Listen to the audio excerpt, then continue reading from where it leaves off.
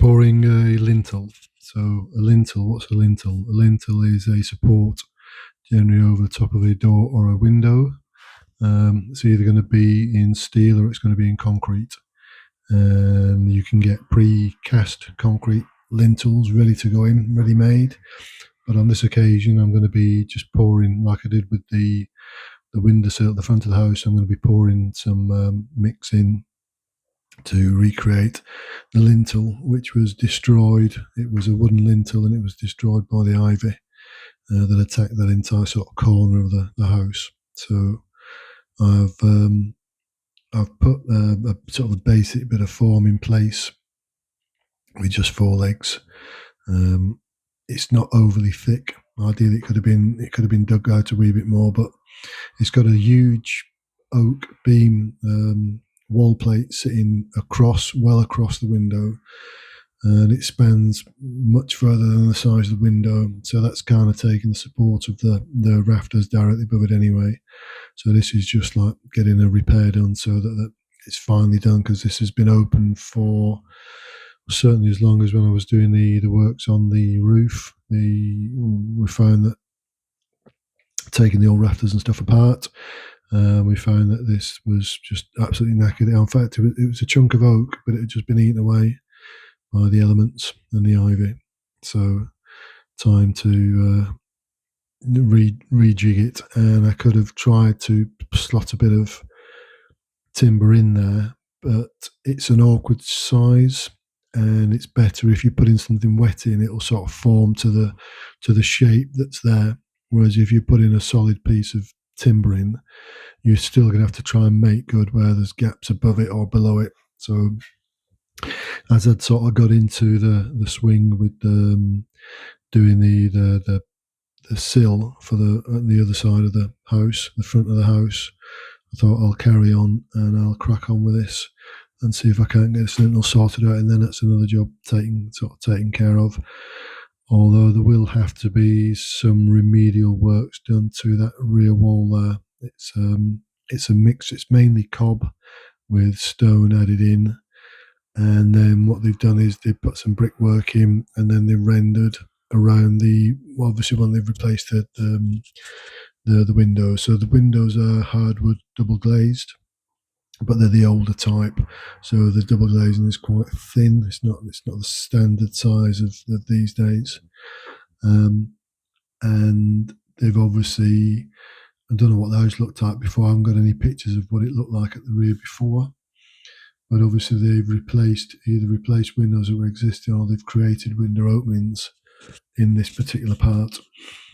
And this one was the bathroom window, but now it's forming part of the main kitchen now, as the bathroom wall's been taken down.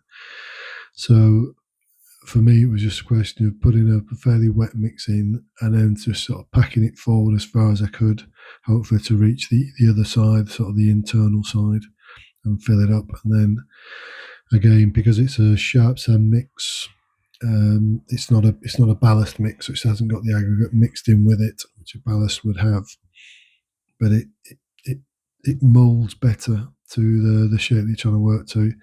And seeing as I'd already worked with a bit of chicken wire before, I decided I'd do the same thing again with this particular lintel, and just wedge some chicken wire in and across, just to help to bind it together. This has got a lot less pressure on it in real terms than the windowsill has, because like I say, there's cob directly above it, and the cob is solid. So, and the cobs are around about 18 inches thick, or around about 45 centimeters thick at that point.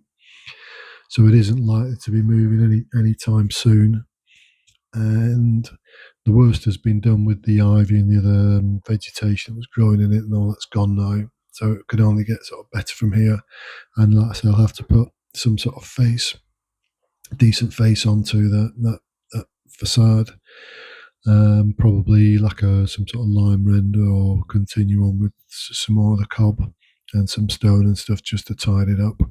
And again, you can see just above it, when I put the lintel in, I didn't have any sand cement on site, so I just foamed it into place.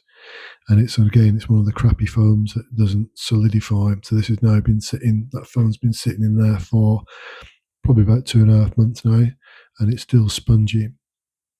So it's just obviously there's some makers of foam now don't have the right ingredients, I'm sure, because normally the whole idea behind the foam is that it foam that goes rigid when it sets, and then you can cut it away and do whatever you need to do with it and go over the top of it.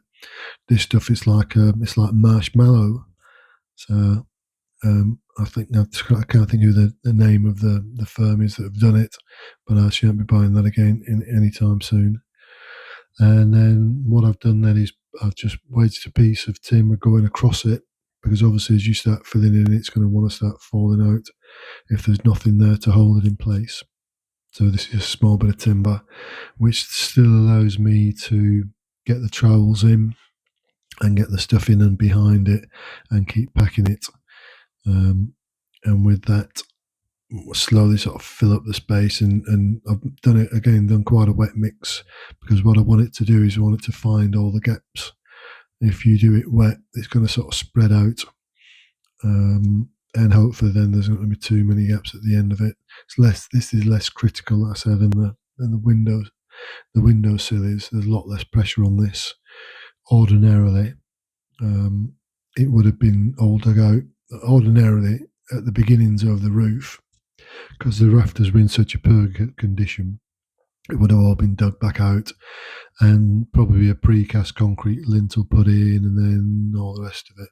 But time being of the essence, and I needed to crack on with the roof, and I wasn't sure which way the weather would go for me on the roof, so the roof took absolute priority, and I just thought I would deal with this later on, which is obviously what I'm doing now. So that's my excuse. I do like the sharp sand here. It mixes really well with the cement, and again, it's kind of a 3-in-1 mix. So there's plenty of cement with it. There's plenty of what we call plenty of fat with it, and that will help to hold it all hopefully in place. And they've done a bit of sort of dodgy render around the side of where they've made the reveals for the window in the first place. So that needs, again, that at a later stage, hopefully all be tidied up and brought in so that the whole thing looks even. So there's 3 windows on this rear elevation, and you've also got the rear door, which is a hardwood door as well. So I'm presuming they were all put in at the same time. This one's in a slightly lower position. The other 2 windows sit slightly higher, nearer to the wall plates. And this one, like I said, was for the bathroom back in the day. And it just it doesn't open full, it just tilts.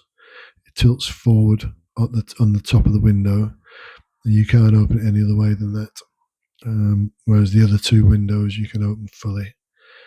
Right, so a bit of uninteresting commentary there for you. But, so we are just continuing on pushing the stuff in, and trying to get it as filled up as possible. And again, using chicken wire and using whatever just to wedge it all together. Gone so far, and then I had to cut back some of the foam and stuff, get rid of that out, so that I could then top up and take the concrete higher than where the cob is there currently, just to try and link it in. And that will be a bit like where I've done the reveal on the side of the window at the front of the house in the previous video. It'll be something that I can just tie into then afterwards, rather than trying to tie directly into the foam that's there, which isn't particularly, it's not a particularly good foam. So I ended up running some chicken wire in and across, cutting the foam back just underneath the timber wall plate, and putting in some chicken wire, just putting a few galvanized nails through the cob just to hold it tight to that, and then running the sand and cement in. And with that, then hopefully it should hold. It's the same sort of system as the guys did when they did the internals on the house here. This is obviously why there's a chunk of chicken wire still left lying around. It's exactly the same stuff they used when they were rejigging the walls inside. And then what they did, they put like an inch render sand and cement up to sort of wall plate height internally, and then they'd stuck with a bit of daub and dab. They'd stuck the plasterboard that had the insulated polystyrene at the rear of it. And they stuck that on, and the issue that they had there was the plasterboard acted like a sponge, and it just soaked all the humidity that was in that area, and it all just blackened. So when I took the plasterboard and the polystyrene off, the walls on the other side of it were actually bone dry, which I found a bit bizarre. But such is so. I'm not looking to put plasterboard again back into the kitchen area, even though it should be a much drier environment now anyway. One, because the roof's been replaced or repaired, renovated, so you've not got the amount of leaks that were coming in there, and the ivy's been taken away. If you haven't seen the videos of the ivy, you need to scroll back a wee bit. It's a sight to see. It took over the best part of the rear of the roof, probably about halfway of the rear roof, a big chunk of the gable end, and some at the front, on the front as well. So it really done its stuff. Obviously, being left to for donkey's years when nobody was living here. But no, it's a dim and distant memory. So it's quite nice to see that's gone. And then here I am just trying to make good just above now where I'm presuming the lintel height is, and presuming that it's more or less all filled in there now. So I can then start going up, adding into this section here. And like I say, just getting a bit of chicken wire and just rendering over the chicken wire, and then that'll give me something to tie into, to key into when I come and do that rear elevation. Looking to obviously keep the windows as is. They'll just get sanded down and varnished. And the same thing with the door. The door needs secondary double glazing ideally. There's three glass panels that need replacing anyway, but it needs some secondary double glazing just to bring it up to spec, and some brushes going all the way around it to stop any drafts that wanted to come through, a bit like you've got on the modern doors. So here's me just backing in a little bit of chicken wire there, and then continue on with this bit of render. So obviously, with it being a lintel or with it being a sill, you can't run those in line, because it's just not got the strength. It's got to be a cement based product that you're using for the two. Hence why I've used cement at the front of the property, and why I'm using it here at night. Excuse me. But after that, because like I said, the whole of the house is basically ran round, certainly the gable end and the rear end ran round in cob. So I'll be doing the similar sort of thing. The corner of this house as well on the left hand side that you can't see, that kind of fell away as well with the ivy, so that needs rebuilding and making good. And it looks like there has been at some stage, because it shows in the cadastre, which is like the plan of the house that you're buying, it shows on that there was a sort of small outbuilding attached on the gable end, which wasn't here when I bought the place. And you can kind of see the markings of it, where the timbers had sat in. There's sort of 5 or 6 sort of indentations that you can clearly see when you stand back.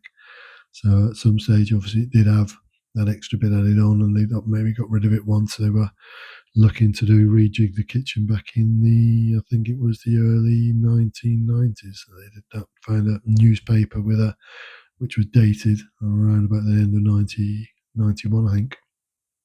So I'm assuming that all that works then were carried out around about that time. A little bit of history there with the house. Would have been nice to see some pictures of the house prior to it. It'd be nice to see how it looked back in the day, but obviously it was a peasant's house, so peasants wouldn't have had cameras back in the 1850s or whatever. So we'll never know exactly what it looked like. But trying to be as sympathetic as possible. Obviously, we're using modern materials and everything else. Trying to be as sympathetic as possible to the building. Right, so there it is. That's that sort of kind of taken care of for the time being. At least the big hole's been filled, and that can get tied up sometime later. And then just while I was outside anyway, decided I would just do knock up a little bit of cob that I actually dug out for a soil pipe in my Shawshank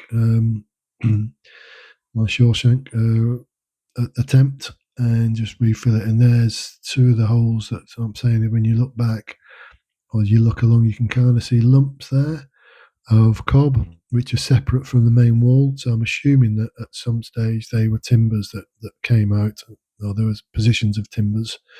And also the wall sort of squared off there, and that's been added on.